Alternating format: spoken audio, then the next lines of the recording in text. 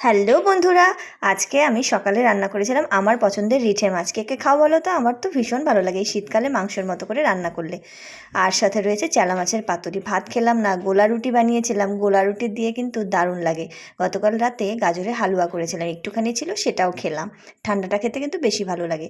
এদিকে রোদ দিয়েছে ভালো, তাই ব্ল্যাঙ্কেটগুলো বাইরে রোদ দেখাচ্ছি। আর কার্পেটটাও দিয়েছি বাইরে, আমিও আবার একটু বসেছিলাম, বেশ ভালো লাগছিল। আর এই ধনেপাতা গাছটার নাম কি? এটাও এক ধরনের ধনেপাতা। কী ধনেপাতা অবশ্যই জানাবে। আর এই ধনেপাতাগুলো অনেক জায়গায় ছড়িয়ে যায়, অনেকগুলো উঠিয়েও ফেলেছি, আর কিছু রয়েছে। আজ অনেক কাচাকুচি করেছি ওয়াশিং মেশিনে।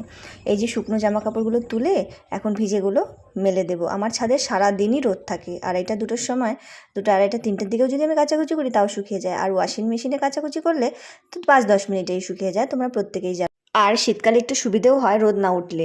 সন্ধ্যেবেলা অর্পণ ভাবে এসে ছেলের বইয়ের মলাট লাগালো। আর এটা কি বলো তো? এটা আমাদের ডিনার। আমার শ্বশুরবাড়িতে এভাবে খায়। মানে যেভাবে ভাত রান্না করি সেই চালের সঙ্গে সব রকমের ডাল দিয়ে, আলু, একটু তেল, তারপর লঙ্কা সেদ্ধ একদম ভাতের সঙ্গে ঝরঝরা করে নামিয়ে নেয়। সঙ্গে রয়েছে বেগুন ভর্তা, মাছ ভাজা আর আচার। দারুণ লাগে এভাবে শীতকালে খেতে।